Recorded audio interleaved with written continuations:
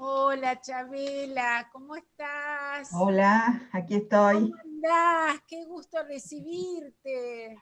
La Y verdad que viniste sin tomarte el buquebús. sin tener que cruzar el charco. Bueno, nos alegramos muchísimo de recibirte de esta manera virtual. Para quienes no la conocen, además de ser una amiga de tantos años, la voy a presentar. Elizabeth Ibaldi es miembro activo de la MEP Uruguay, es maestra de educación primaria, especializada en educación inicial, en educación artística, gestión y supervisión educativa. Docente de educación artística en el Instituto Taller Barradas, consejera titular por Uruguay, Instituto Taller Barradas del Consejo Latinoamericano de Educación por el Arte. Ejerció como maestra de educación inicial en instituciones públicas y privadas, desempeñó cargos de directora de Jardín Infantes, inspectora de zona, departamental, nacional de educación inicial y de inspección, técnica en la educación pública. Fue consejera en educación pública desde el 2016 hasta el 2019 en representación y por elección de los docentes. Posee formación en educación, cursos de formación básica en educación inicial y primaria y cursos de formación superior, dirección, supervisión educativa en institutos de Uruguay y de España.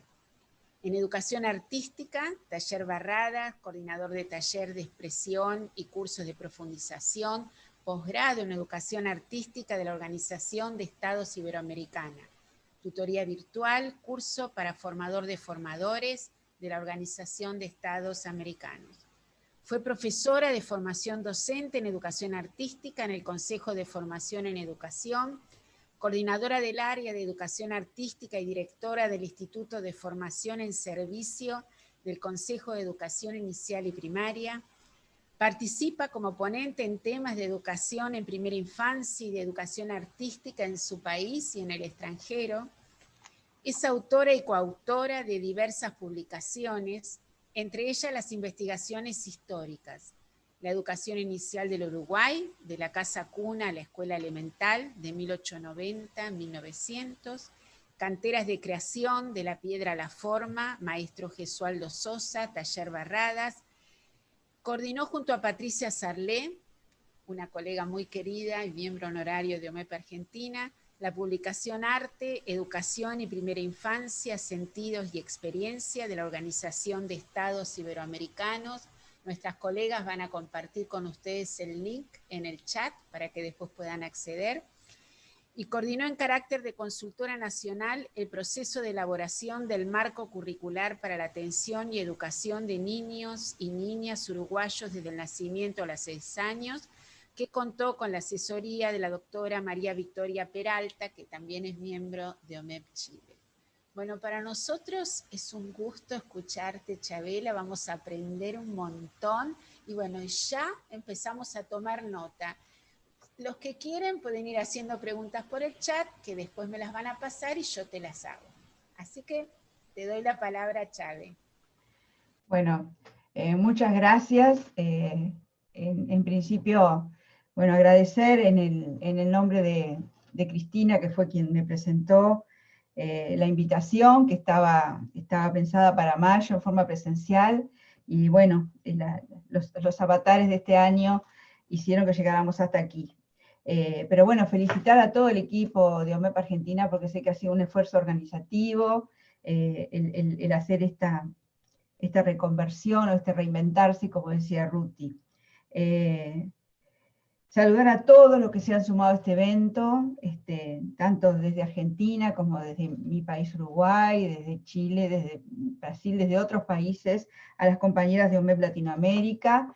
Y bueno, decirles que a pesar de que estemos con una pantalla de por medio, me gustaría aspiro a que podamos dialogar de alguna forma, buscar la forma para que esto se transforme en un diálogo. Yo voy a compartir una presentación con imágenes. Creo que es importante en lo que tiene que ver con educación artística, trabajar con imágenes. Es un tema que vamos a tener presente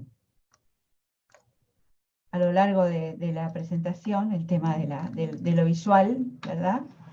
Y bueno, decirles que ni bien me convocaron a este encuentro con el título tan atrayente de esos verbos que son tan sentidos y tan trabajados por nosotros en la primera infancia, como jugar, cantar, bailar, pintar, leer, mirar, inmediatamente se me presentó la necesidad de conversar, ya que me habían invitado, sobre qué sucede desde lo subjetivo, desde la subjetividad y desde lo cognitivo con esas actividades.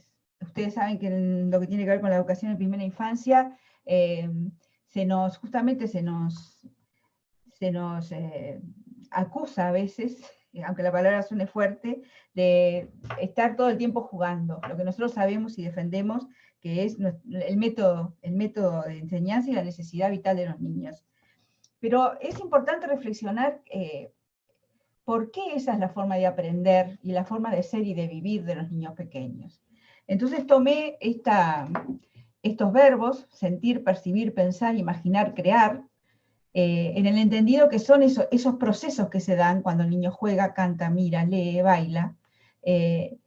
Y se me ocurrió poder presentar un enfoque muy actualizado que hay en estos momentos en educación artística, es un enfoque metodológico del desarrollo del pensamiento artístico. Importante hacerlo desde la primera infancia, porque en la primera infancia es natural, y a lo largo del tiempo esto se va perdiendo, se va disminuyendo, se va opacando.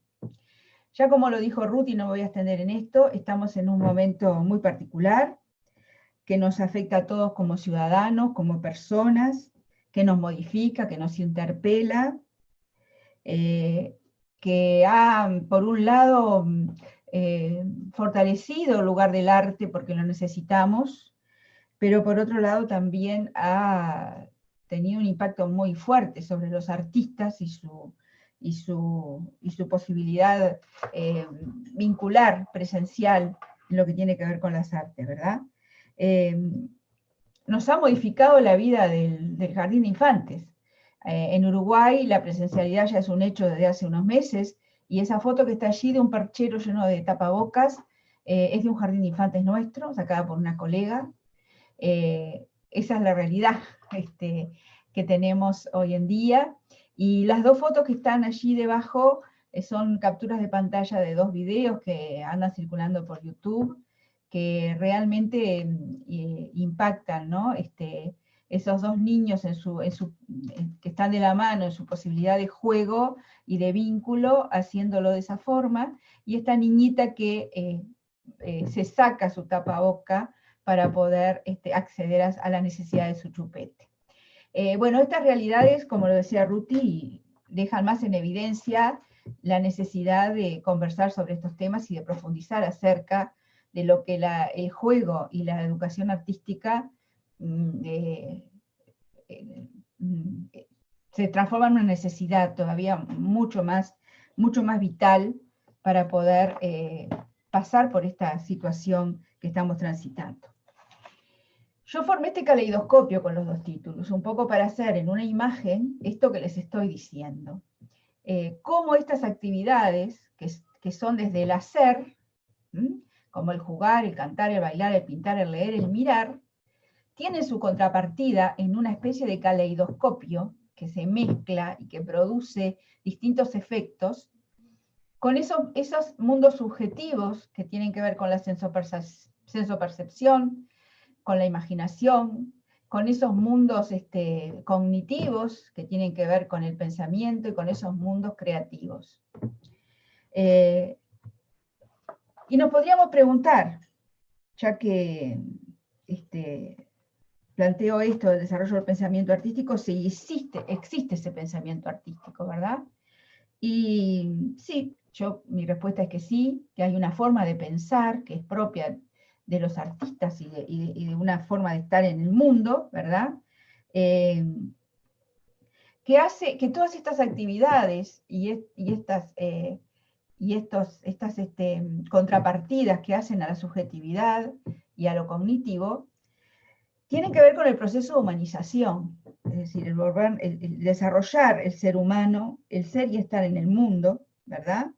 Que es natural en la infancia todo esto, pero que tiene que haber una intervención de los adultos referentes, una intervención pertinente, una intervención oportuna, ¿verdad?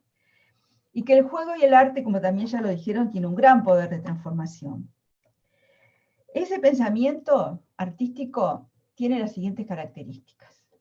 Es divergente, es creativo, es disruptivo, es crítico, es imaginativo, es impredecible, inesperado, extraordinario, improvisado, subjetivo porque está plagado de emociones, senso perceptivo, intuitivo y rizomático. Rizomático refiere a una raíz que genera múltiples ramificaciones. Es un pensamiento que se distingue del pensamiento lógico, porque el pensamiento lógico llega a una solución, el pensamiento artístico llega a distintas soluciones, a diversas soluciones, por eso lo de las múltiples ramificaciones. Y bueno, y todas estas, lo que está planteado en esos verbos de sentir, percibir, pensar, imaginar, crear, forman parte de esta forma de pensar. Cuando nosotros, si yo volviera a leer todo esto, diríamos, es el niño molestón. El que cumple con todo esto es el niño molestón. Y me gustaría traer acá a un argentino, que es Juan Carlos Lespada, que cuando nos habla de creatividad nos dice, y de pensamiento divergente, nos dice la importancia de desarrollar ese tipo de pensamiento, pero también la importancia de, en determinado momento, trabajar la convergencia del pensamiento. Porque alguien que piense todo el tiempo así, es lo que se asocia con la locura que generalmente se asocia con los artistas, ¿verdad? Es decir, todas estas características, pero dentro de una situación en la que se llegue a una idea compartida, a una idea consensuada. Entonces me pregunto si vamos a seguir con el esquema de hemisferio cerebral, que trabajamos, un hemisferio izquierdo que es lógico, y un hemisferio derecho que es intuitivo, que no lo voy a cuestionar desde el lado de las neurociencias, no es mi especialidad, pero que lo que tiene que ver con este enfoque del pensamiento artístico plantea la necesidad de que todo el tipo de pensamiento esté bañado, esté impregnado con esta forma de pensar, ¿verdad? Y ya sabemos que el pensamiento científico se acerca muchísimo a este tipo de pensamiento artístico, ¿verdad? Pero también los otros pensamientos y todas las disciplinas deberían tener esta forma de pensar. Pero ¿cuál es la educación artística que desarrolla este pensamiento artístico? Porque no es cualquier educación artística, ¿verdad? Por eso les decía que voy a traer un enfoque, que es el enfoque del art thinking, o pensamiento artístico, que según dicen sus autores referentes, es la traducción que más se acerca a ese término en inglés, a ese concepto en inglés, que ellos mismos dicen que nada parte de cero, o sea que como todo enfoque, sin duda recoge de los enfoques anteriores y de las teorías anteriores, las reconceptualiza, las resignifica, ¿verdad? Y bueno, nos plantean que es importante pensar como piensan los artistas. Nosotros podríamos recordar que ya sabemos desde la historia del arte, desde los pensamientos de diversos artistas, que han buscado poder pintar y pensar como piensan los niños.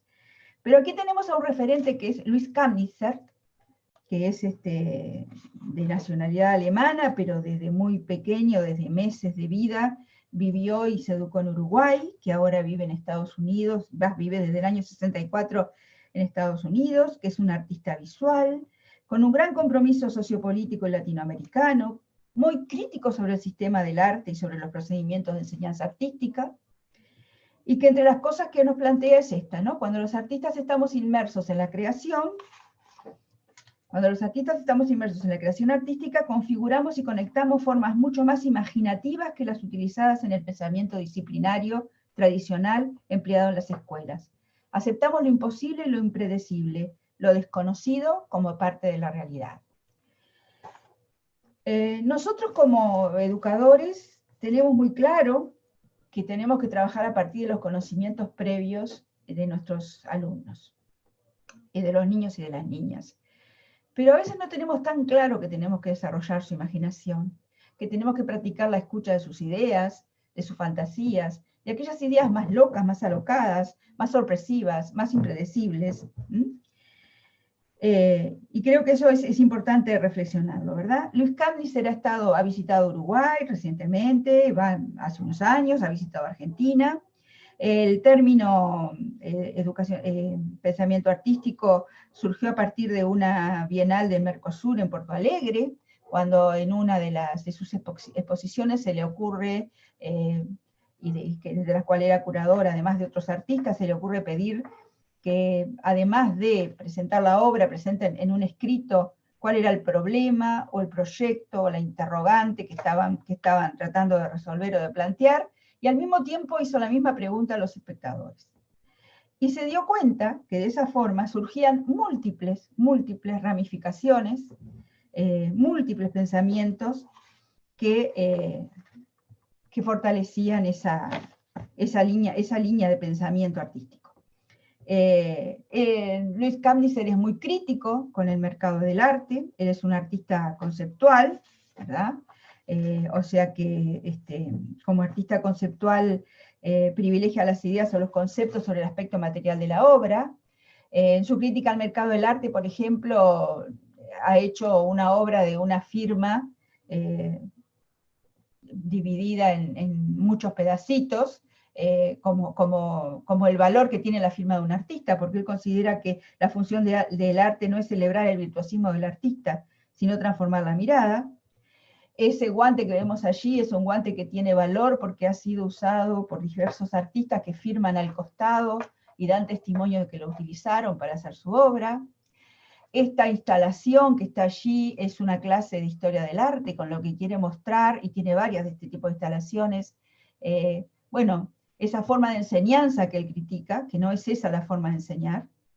Y ha trabajado también con el tema del museo, el papel de los museos, muy crítico en cuanto al papel de los museos, y plantea que los museos son una escuela, ha hecho intervenciones en los museos que tenían que poner esa inscripción que está allí, con las mismas letras que el museo tiene en su entrada. Plantea el museo como un espacio educativo que asigna nuevos roles al artista y a los visitantes, estableciendo entre ellos una relación colaborativa. Un poco lo que planteó en aquella Bienal del Mercosur, ¿verdad? Kamniser ha elaborado guías para los maestros que visitan los museos con sus alumnos, pero guías en las que plantea interrogantes, proyectos, de ida y vuelta con el artista, para que el museo deje de ser un espacio expositivo y pase a ser un espacio dinámico. Este enfoque del pensamiento artístico, si bien nace desde las artes visuales, no deja de lado las artes escénicas, la arquitectura, las literarias, las sonoras, el cine y las artes digitales. Es decir, tiene un enfoque que va más allá de lo visual, pero sí, su eje y su centro es lo visual. El arte no es un proceso de producción para Kamniser, sino un proceso de adquisición de conocimiento, es una forma de hacer y no una cosa que se hace. Considera que más que fomentar escuelas de arte, se quiere transformar el sistema educativo, no cambiar solo la educación artística, sino toda la educación. Y Kamniser encontró una aliada, que es una docente universitaria, María Acaso, que fue la que de alguna forma llevó a un documento, ese libro que está allí, este enfoque, ¿verdad? Ese libro tiene el prólogo de Luis Kamniser, ¿verdad? Ella plantea las artes como una posibilidad metodológica de cambiar la educación. El art thinking o pensamiento artístico es transformar al que aprende.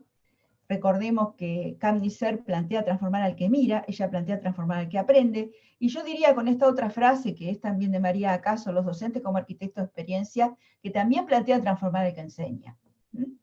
Que hay que tomar los caminos menos transitados, plantea que hay que terminar con la educación bulímica, que es aquella que se recibe, un poco lo que decía Paulo Freire, ¿no? Y que después, esa educación bancaria, que después se olvida, ¿verdad?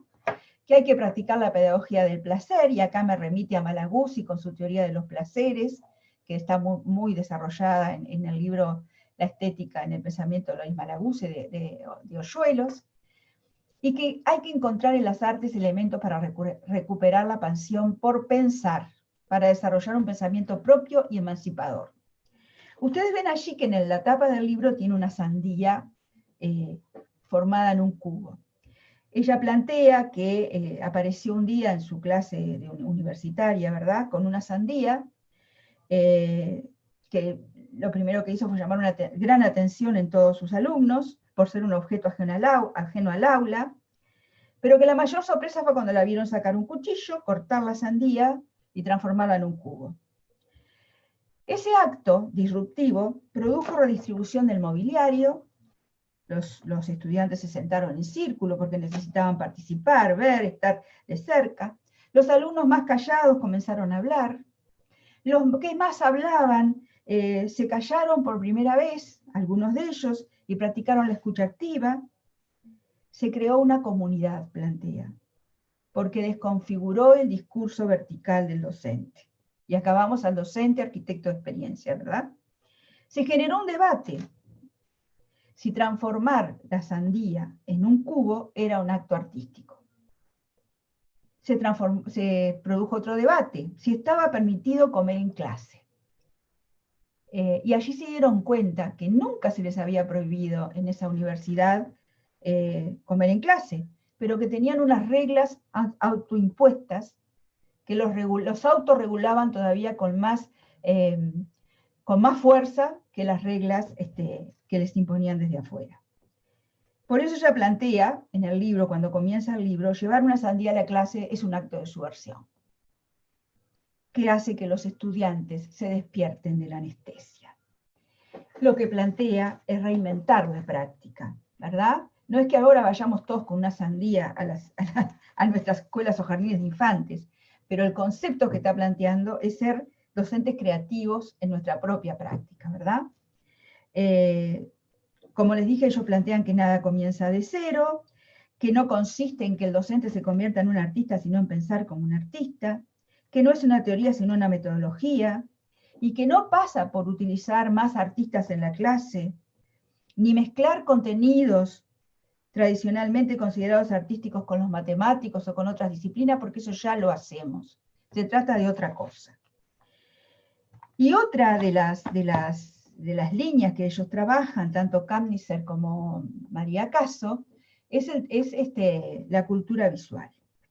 La cultura visual, que también fue trabajada por referentes del mundo anglosajón y en lo que tiene que ver con Iberoamérica, con Fernando Hernández, pero ellos profundizan este enfoque, un enfoque que puede aplicarse también a la cultura visual, a la cultura corporal, a la cultura sonora, perdón, a la cultura corporal, pero donde ellos plantean que estamos en un mundo en que las imágenes nos bombardean y usurpan nuestra imaginación.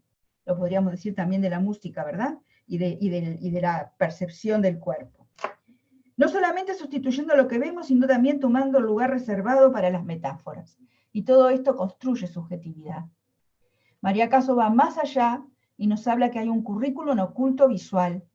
Hay procesos de enseñanza y de aprendizaje que tienen lugar por medio de imágenes en contextos no tradicionales y que ocurren cuando las personas se están educando a través de representaciones visuales de forma inconsciente. Si bien Kambisser se dedica al arte y a la enseñanza a nivel de los artistas y de escuelas de arte, y María Acaso se dedica al nivel universitario, cuando nosotros analizamos este enfoque desde la primera infancia, bueno, las niñas y los niños pequeños están todavía mucho más de forma más inconsciente recibiendo todas esas representaciones visuales. Me parece importantísimo reflexionar sobre esto y tomar postura. Dice María Caso, una sociedad que ha desprovisto a niños y jóvenes del conocimiento sobre los lenguajes que más consumen el lenguaje audiovisual es una sociedad ciega en todos los sentidos. Entonces creo que esto nos interpela como consumidores, pero nos interpela como docentes en cuanto a cómo estamos trabajando el tema de esta cultura visual y de las otras culturas sonoras, corporales que están rodeando a los niños, ¿verdad? Porque nosotros somos también presentadores de imágenes en el aula, ¿verdad? Nos interpela acerca de nuestro rol. Esta corriente, que puede ser denominada una educación artística para la comprensión de la cultura visual, es reciente sucede que mientras en el afuera los niños están recibiendo imágenes que los vuelven adictos, que son trepidantes, que son atrapantes, muchas veces en el aula reciben imágenes aburridas, repetitivas, estereotipadas, que no despiertan su interés, ¿verdad? Que no educamos esa mirada que es necesario educar. Las prácticas de la educación artística no deberían desconectarse de lo que ocurre a nuestro alrededor. Practicar una educación artística crítica es una necesidad para crear un conocimiento visual emancipado, un desarrollo de la conciencia crítica visual y desenmascarar ese currículo oculto visual, que los estudiantes desarrollen una resistencia visual informada. Uno de los libros de María Caso, en que ella habla que nosotros también promovemos como docentes, como educadores, un currículum oculto visual con el ambiente, cómo generamos el ambiente del aula, cómo generamos el ambiente institucional en lo que tiene que ver con lo visual, ¿verdad? Les traigo ahora otro autor que también lo cita María Caso, que es John Fontcuberta, es un fotógrafo, nos habla desde la fotografía, un docente, ensayista, es de Barcelona, nacido en el año 1955, que nos trae este tema de la postfotografía. Él plantea que la fotografía como tal ya murió, como la concebíamos ya murió, porque ya no es un registro del pasado, sino que es un lenguaje. Hoy en día se ha transformado en un lenguaje. Que todos somos consumidores de imágenes, quiere decir que somos productores y consumidores. Podríamos pensar que eso democratiza, ¿verdad? Pero en realidad democratiza y esclaviza, porque genera realidades a través de tanta producción de imágenes y tanto consumo. Realidades que no son las verdaderas, ¿verdad? Otras realidades. La danza sélfica, que es el ego, el individualismo. El terrorismo visual, que plantea este fotógrafo que pone como ejemplo las Torres Gemelas, a partir de lo que sucedió con las Torres Gemelas, queda claro que hay un terrorismo visual porque las imágenes se dirigen, o sea, el terrorismo se dirige a través de las imágenes al que ve, no a la víctima, sino al que está mirando. Y que a partir de allí se produce en la sociedad un avance en eso del terrorismo visual. Dice que ha nacido una nueva especie, que es el Homo photographicus. Ustedes recordarán que Giovanni Sartori por el año 1997 nos había anunciado la presencia del Homo videns en su libro El Homo videns, la sociedad teledirigida, ¿verdad? El Homo faber, el Homo sapiens, el Homo ludens, el Homo videns, ahora nos plantea este fotógrafo, el Homo photographicus. La furia de las imágenes, ¿verdad? Esa furia, esa permanencia, ¿verdad? Ese avasallamiento, ¿verdad? Y el poder de las imágenes, porque las imágenes revelan lo que las palabras no ocultan, ¿verdad? Las imágenes dicen, informan, comunican, condicionan. Hoy en día son profusas y disponibles, ¿verdad? Y bueno, leer imágenes implica contextualizarlas. Hay que leerlas, hay que contextualizarlas, y plantea este fotógrafo que hemos perdido la soberanía sobre las imágenes y que deberíamos recuperarlas. Yo me pregunto si nosotros trabajamos a nivel de nuestras aulas en la fotografía como tal, ¿verdad? O si dejamos que el niño salga de nuestras aulas, viva en ese mundo plagado de fotografías, donde también es un productor y un consumidor, y a la interna de nuestras instituciones educativas, eso no existe, estamos en otro mundo, ¿verdad? Lo que hay que preguntarse, dice este fotógrafo con respecto a la fotografía, es a qué intenciones sirve trabajar la ética de la imagen. Entonces, este enfoque del pensamiento artístico plantea trabajar el arte como metodología, como una integración total y transdisciplinaria que cambie la forma en que pensamos, adoptando la libertad del artista para todo lo que hacemos. Dice Kandisser, no me interesa la palabra arte, sino lo que puedo hacer con la metodología. Dice también este referente que la educación bien entendida es la que se enfrenta con lo desconocido. El enfrentamiento con lo conocido le llama entrenamiento. Y bueno, dice que hay que diseñar los formatos pedagógicos como formatos artísticos, que las artes como experiencia aglutinadora deben generar conocimiento sobre cualquier tema, que es una metodología que puede ser aplicada por cualquier profesor, no solamente los de arte. Y bueno, pensamiento artístico. Rápidamente, implica pasión por el conocimiento. Tenemos que preguntarnos qué hay que incorporar al aula para despertar esa pasión. Tiene que ser divergente, tiene que generar asombro, sorpresa. Tiene que despertar la pedagogía del placer, con esto de la pasión, trabajar los afectos y las emociones. Que el arte sea una metadisciplina, porque la vida no se divide en asignaturas, y el arte amalgama todo el conocimiento. Tiene que estar el juego, las vivencias, el cuerpo, porque pensamos con el cuerpo. Se pregunta, ¿es posible enseñar matemáticas con una performance? Y se contesta, no solo es posible, es necesario. Con un rol docente en el que nos tenemos que preguntar, ¿somos artistas? ¿Somos educadores? Y se contesta, somos arte educadores. Un término que está recorriendo América Latina desde hace ya bastante tiempo. Y dicen, el arte incorpora todo aquello que se ha quedado en el camino. El arte nos sirve para incorporar el pensamiento divergente y crítico en el aula, el placer y el asombro, la capacidad de empoderar a quien está generando ese conocimiento, así como procesos de trabajo en comunidad, lentos y complejos. El pensamiento artístico, esta metodología, cómo se lleva a las aulas, a las instituciones, en proyectos cooperativos, colaborativos, lentos, afectivos, complejos e irrepetibles. Esta es la concepción que dan con respecto a los proyectos. Fíjense, cooperativos, colaborativos, lentos, afectivos, complejos e irrepetibles. Esto me remite muchísimo a la pedagogía de Loris Malaguzzi, que trabaja también con los grandes proyectos, ¿verdad? Plantean el diálogo con el arte contemporáneo, valorar más los procesos que los productos, esto tampoco es nuevo, pero lo profundizan, la expansión hacia el mundo exterior, las aulas extendidas, expandidas, las aulas a cielo abierto, la dimensión estética, con las experiencias estéticas y preguntarnos acerca de los estereotipos, cómo nosotros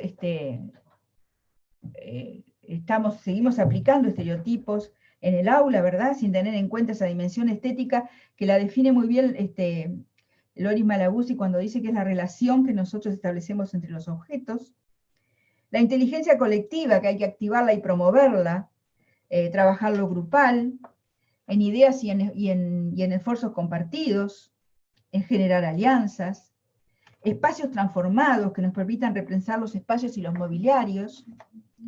En una conferencia que asistí de María Caso cuando estuvo en Montevideo, ella planteaba que a sus estudiantes universitarios les había propuesto como tarea que todos los días la tenían que esperar en el aula con el mobiliario organizado de distinta manera. Y presentó una fotografía realmente muy divertida. El lenguaje audiovisual, jerarquizarlo sobre el lenguaje oral, podríamos decir el lenguaje musical, el lenguaje corporal. La voz visual, hay una voz visual, una voz que dice, una voz que habla desde lo visual. Y evaluaciones innovadoras. Plantea la evaluación anticipada, que quiere decir que el propio niño o niña, estudiante, se plantee qué es a lo que quiere llegar, o sea, planteé antes, qué evaluación espera tener de su propio trabajo, la autoevaluación, los portfolios, las bitácoras, ¿verdad? Y con respecto al rol docente, plantea que hay que empoderar a los docentes y a los alumnos como creadores, y traen un concepto de la reproducción de lo aborrecido. Esto lo trae María Caso. Dice que el docente Nobel enseña igual como aprendió. Y aunque no le haya gustado, ¿verdad? Eso dice que es la reproducción de lo aborrecido. A pesar de que el estudiante aborrece como fue formado, lo vuelve a reproducir, lo reproduce. Por eso dice que el docente tiene que compartir el poder, fomentar el relajo, utilizar un lenguaje familiar, hacer uso de las nuevas tecnologías, fomentar el trabajo en grupo. Y Kamniser dice que un buen profesor es autodestructivo, que tiene que tratar de eliminarse a sí mismo para desarrollar la actividad autodidáctica de sus alumnos lo antes posible. El mal profesor es el que vuelve a los alumnos dependientes, porque va transmitiendo el conocimiento en unidades, en partes, sin dejar que los alumnos y los niños y niñas se desarrollen. Y una pregunta que se hace María Caso, con esto de que el pensamiento artístico, este enfoque plantea la relación con el arte contemporáneo, tampoco es nuevo, lo ha planteado y ha estado en estos encuentros Javier Abad, lo plantea y lo trabaja muy bien. Pero se pregunta María Caso, ¿por qué no se utiliza el arte contemporáneo como recurso habitual de la educación artística? ¿Por qué en otras áreas educativas se habla de los matemáticos actuales, de los historiadores actuales, de los cocineros actuales, y en el terreno del lenguaje visual resulta tan difícil encontrar una obra de arte creada ahora, o como mucho hace poco? Se hace esta pregunta. Y entonces una de las respuestas puede ser que nosotros mismos, los docentes, los educadores, nos cuesta adentrarnos en este universo que además el tema de las imágenes nos ha invadido rápidamente, ¿verdad? En este universo de imágenes nuevas que no conozco, pero que tenemos que reconocer que son las imágenes artísticas, las expresiones artísticas que nuestros estudiantes están teniendo en el mundo de hoy, ¿verdad? Por eso es importante que el docente se forme, que esté formado, comenzar desde la formación docente, en este encuentro con el arte contemporáneo, con los niños, las niñas, las familias y la comunidad. Que los niños produzcan sus propios mensajes, que participen, darle la voz, ¿verdad? Activar la conciencia social desde las artes, el compromiso social, porque el arte contemporáneo se caracteriza por eso, ¿verdad? Y plantean también que nos ha quedado desde propuestas de enseñanza artística anteriores, el tema de la apreciación artística entendida como convencer al otro de que aprecie algo para el placer, para que sienta el mismo placer que siento yo. Cuando en realidad dice que lo que hay que hacer es enseñar a comprender una obra de arte, a interpretar una obra de arte, para justamente activar el pensamiento. Es interpretar, es hacerse preguntas, es alimentar la curiosidad, ¿verdad? Porque la obra de arte, en el arte contemporáneo, somos nosotros la que la terminamos. Para realizar esa tarea no se puede solamente contemplarla. Es lo mismo que sucede con el texto escrito, que sabemos que el lector coloca algo de sí en esa lectura. También sucede con la interpretación de las obras de arte contemporáneo. Y también sucede con todas las obras de arte, ¿verdad? Y que esta es una opción que tiene que elegir el docente, enseñar para la contemplación o enseñar para la comprensión. El arte contemporáneo hay que incluirlo en el aula, muy especialmente el arte emergente, la contrapublicidad y otros contenidos web, las narrativas locales, los autores locales y los autores vivos, los que nos rodean, los que están hoy produciendo arte. Las narrativas periféricas, como las mujeres artistas, como los artistas no occidentales. Y nosotros podríamos hasta acá quedarnos bastante contentos porque estos propios referentes del enfoque del pensamiento artístico plantean que el jardín de infantes, la educación inicial, la que está más cercana a esta forma de trabajo.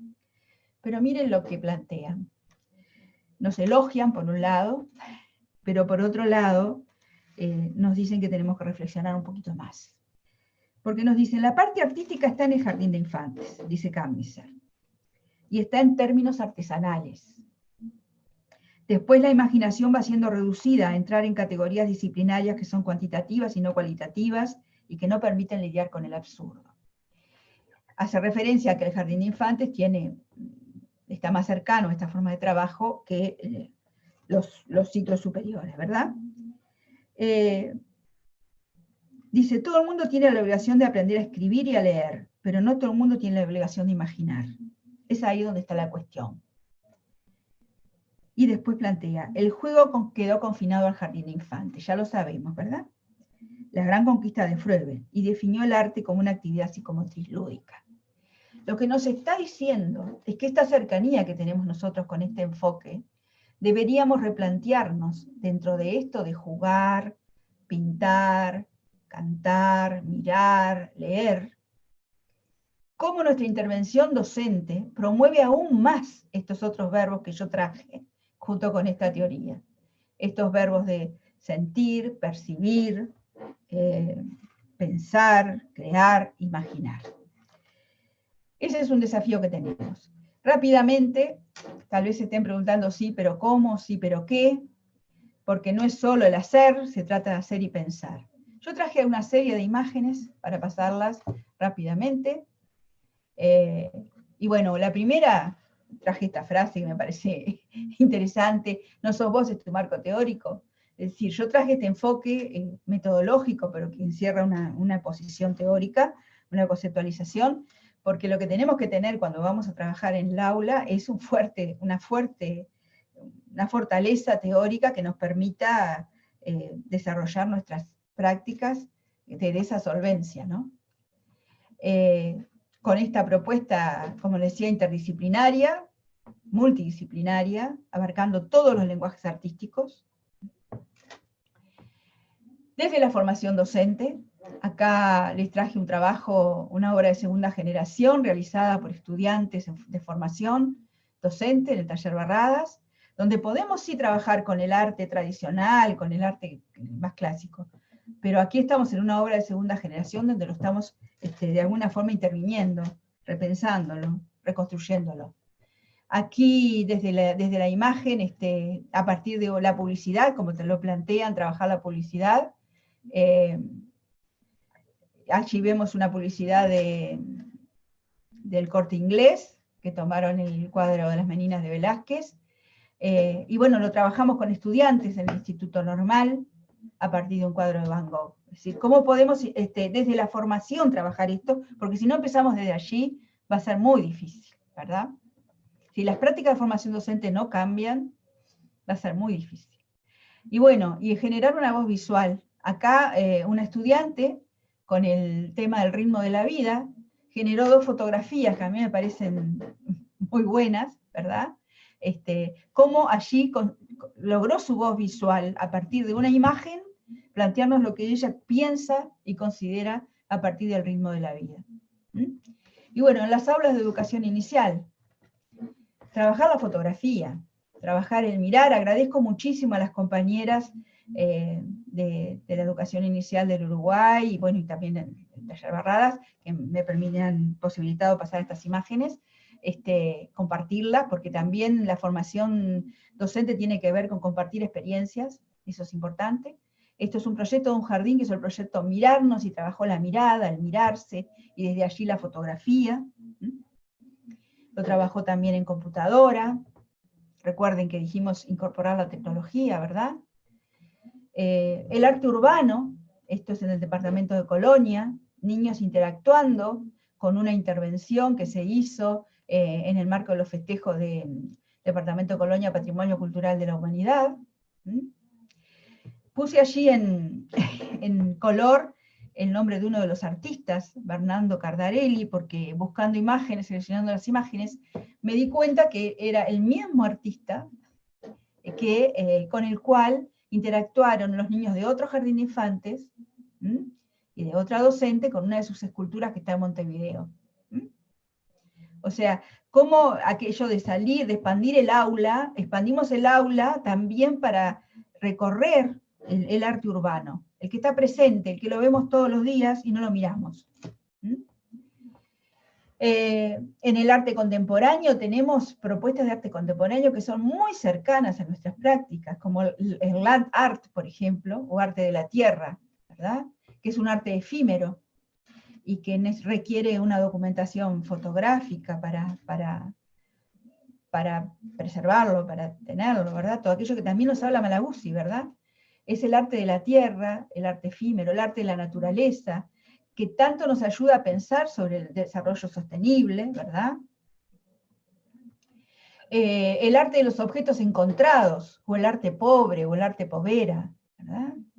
Que además a los niños les encanta todo esto de los objetos, de las pequeñas cosas. Son manifestaciones del arte contemporáneo que nos permiten muchísimo desarrollar esta teoría, este enfoque del pensamiento artístico, porque además de trabajar desde lo artístico, nos permiten, por supuesto, estos objetos nos permiten la sonoridad, nos permiten establecer toda una línea de trabajo desde el cuidado del ambiente, ¿ah? Desde el reciclado, y las instalaciones. Esto que también trabaja muy bien o Javier Abad, por ejemplo, y otros artistas y docentes. Yo traje esta instalación que para mí es muy, muy, muy querida porque tuve la posibilidad de verla en un viaje, de Nathalie Crasset, diseñadora de Francia, 1965 nació, que es un jardín artificial, que ella lo va generando en distintos espacios urbanos, y justamente nos interpela acerca de nuestro alejamiento de la naturaleza, ¿no? Y genera todo un espacio de juego, de interacción, y bueno, nosotros lo podemos tomar en nuestras instituciones. Aquí vemos a niños muy pequeños, recibidos con la sorpresa, con el asombro, como nos plantean estos referentes del pensamiento artístico, ¿verdad? Para tener vivencias, para jugar con el cuerpo, para hacer sonido. Esta es otra instalación de un jardín de infantes de Maldonado. También puede ser una instalación o una intervención con elementos etéreos, efímeros, como esto que son pompas de jabón, ¿verdad? Miren el asombro de ese niño, ¿no? Pueden ser en el espacio exterior, pueden ser en el espacio interior, habilitan inmediatamente al juego, ¿verdad? Al movimiento, a la expresión, con todos los lenguajes. Y traje algunos ejemplos de esto que me parece interesante, como titulan a los proyectos: cooperativos, colaborativos, lentos, y esto tiene mucho que ver con los tiempos de la infancia, con los ritmos de la infancia, afectivos, incluir lo emocional, ya nos hablará Mari Carmen Díez seguramente de esto, de lo emocional, complejos, para que incluyan también el pensar, no solo el hacer por hacer, sino hacer y pensar y replantearse, e irrepetibles porque son originales, irrepetibles, y porque ocurren para ese grupo, con esas personas y en ese momento. Yo tomé, esto fue hace un tiempo, un proyecto de finalización de un curso en el taller Barradas, una docente que decide ir a visitar una instalación, Sabores y Lenguas, en el Centro Cultural de España de Montevideo, de Antoni Miralda. Una instalación que tenía una vajilla imaginaria, platos inicialmente blancos que sirven de soporte a la expresión de distintos participantes o artistas locales. Y bueno, en este proyecto final, esta docente hace la narrativa de todo este proyecto, de lo que esto generó en los niños, de sus pensamientos, de sus reflexiones, y lo trabajó en el aula. Otro proyecto y otra manifestación del arte contemporáneo, que es los grafitis de lana o el bombardeo de lana, realizado por una docente, en el cual toda la comunidad del jardín produce, teje, cose, para replantearse ese espacio urbano exterior al jardín, el espacio de la calle del jardín, el espacio de la plaza, crear algo colectivo en un proyecto como los titulan desde allí. La misma docente que realizó ese proyecto, fíjense que ya le había puesto a este proyecto círculos para pensar, o sea, ya estaba en el pensamiento artístico. Esto es apenas una síntesis de lo que significó este proyecto, a partir de la inspiración en una artista japonesa, Yayoi Kusama, que trabaja muchísimo los círculos, y a partir de allí el aula se transformó en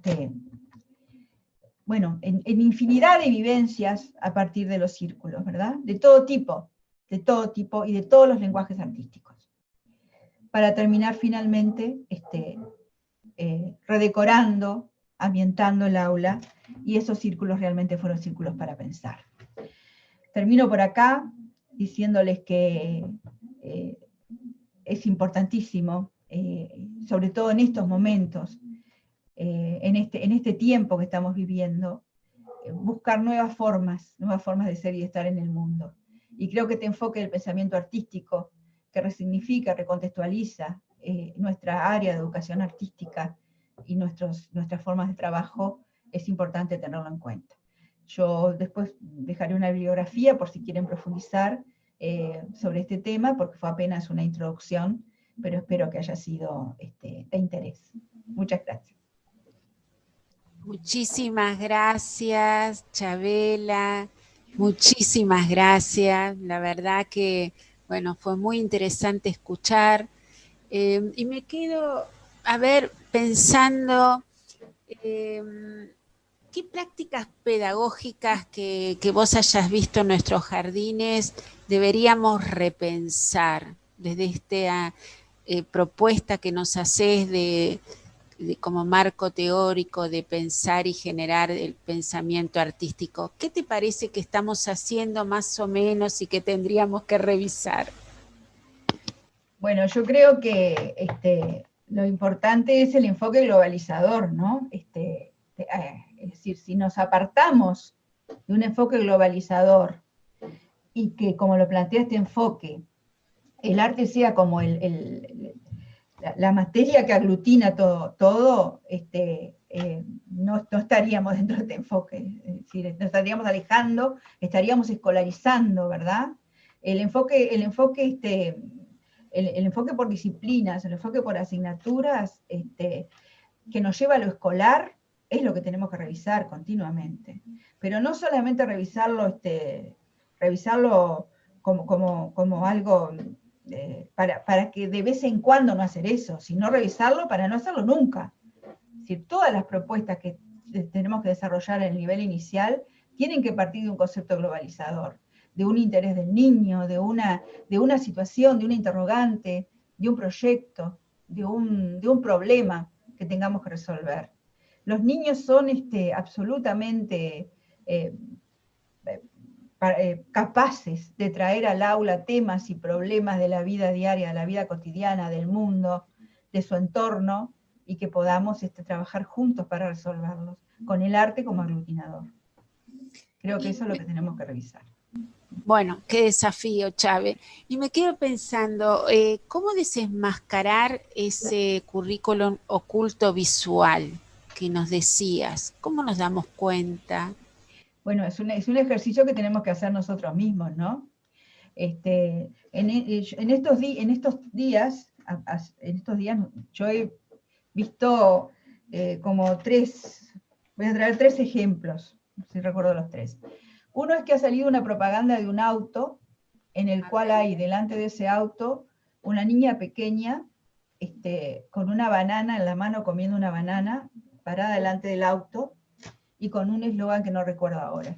Eso generó en las redes una gran repercusión por la sexualización que se estaba haciendo de la niña, pero además por el riesgo de una niña pequeña apoyada delante de un auto. Las dos cuestiones. Generó, por supuesto, quienes pensaban una cosa y quienes pensaban que otra, que quien estaba viendo una sexualización en eso estaba mal de la cabeza, etcétera, etcétera. Pero la compañía de autos tuvo que sacar la publicidad y pedir disculpas. Estamos asistiendo también a una serie de Netflix que presenta la imagen sexualizada de unas niñas, ¿verdad? Preadolescentes, y que también ha tenido que salir a pedir disculpas y a retractarse, y a, bueno, justificarlo. Es decir, se está generando a nivel de la población una conciencia de lo que la imagen dice y hace, ¿verdad? Y eso lo tenemos que trabajar los docentes también, cómo le llega al niño. Por último, les digo la última de las 3 que les iba a decir. Nosotros estamos ante una próxima votación el domingo en Uruguay por elecciones municipales, y bueno, también se generó mucha controversia, una imagen que salía en un informativo, en el cual se pasaban estadísticas en cuanto a votaciones, en la cual cuando se daba la votación con respecto a uno de los candidatos, o a los candidatos de uno de los partidos, aparecía en ese costado un contenedor de basura, todo rodeado de basura. Y a la alternativa aparecía el contenedor todo limpito. En la otra. Podría pasar desapercibido, pero esa imagen estaba diciendo cosas. Y otro de los ruidos que se generó fue el tema de las gráficas, porque las gráficas no tenían, no daban visualmente el número, el porcentaje al que representaban. Es decir, las diferencias se veían mucho más chicas de lo que realmente el número decía. Eso lo tuvieron que corregir, ¿verdad? Pero sin duda que es un ejercicio que tenemos que hacer. Como yo lo dije, esto nos ha invadido. Nosotros nos reconocemos, por lo menos nosotros, yo la que estoy en esta edad, que el tema de la fotografía nos ha invadido. Hoy en día todos tenemos máquina fotográfica, todo se fotografía, todo se graba, todo se filma, todo, pero en esto están viviendo nuestros niños, nuestras niñas. Nosotros tenemos la obligación de plantearnos esto, de conversarlo, de verlo, de generar una imagen, una conciencia, y de trabajarlo en el aula con nuestros niños y con sus familias. Me quedo pensando en esto que estás diciendo, ¿no? La obligación que tenemos de ser críticos, de estar muy atentos, ¿no? De poder ver qué es lo que se está transmitiendo y qué es lo que están diciendo, ¿no? Claro, pero también si nosotros trabajamos desde el lado de la producción y la creación, no solo con lo visual, sino con lo musical, con lo corporal, si el tiempo que tenemos al niño en el jardín aprovechamos para trabajar desde lo que se debe hacer, desde el deber ser, es el tiempo que tenemos para eso, para nosotros, ¿verdad? Por eso es importante ese rol docente, fortalecernos nosotros desde la cultura, desde el arte también. Si nosotros no nos nutrimos de eso, va a ser muy difícil que podamos trabajarlo, ¿verdad? Eso tenemos que ser. La docencia es una profesión de la cultura. La docencia es una profesión de la cultura. Tenemos que entenderlo y tenemos que darle a la educación artística el lugar realmente que le corresponde en la educación. Tal cual. Y en nuestra formación, y en nuestra propia formación. Sí. Me quedo pensando en esto que dijiste, pensar un educador como un arte educador, que sea arquitecto de experiencias, que tome el camino menos transitado. ¿Cuánto estamos haciendo de esto en épocas de pandemia? Que genere y exprese la pasión por pensar. Esto me parece fundamental. Que acepte lo imposible, lo impredecible, y que se proponga formar alumnos independientes, creativos, imaginativos. Me quedo con la frase así como cierre, que la función del arte es transformar la mirada. La verdad que ha sido un placer escucharte, Chave. Nosotros estuvimos poniendo en el chat un link con tu bibliografía que tan gentilmente y generosamente compartiste con nosotras. Es un gusto escucharte y creo que estamos empezando un encuentro, como decía Ruti al principio, pensando todos juntos, y que podamos salir más fortalecidos como educadores para poder pensar algo que me encantó, que dijiste proyectos lentos, afectivos, complejos. irrepetibles, que se puede hacer y pensar al mismo tiempo. Te agradecemos muchísimo, Claro. Chávez. Este enfoque no se aleja muchísimo de la pedagogía regiana, simplemente nos fortalece y nos da un enfoque metodológico desde la educación artística en sí mismo para aplicar esa metodología regiana con una mayor fortaleza desde lo conceptual. Bueno, muchísimas gracias, Chávez. Gracias a ustedes. Muchas Gracias gracias. por venirte hasta Argentina. Chao, muchas gracias.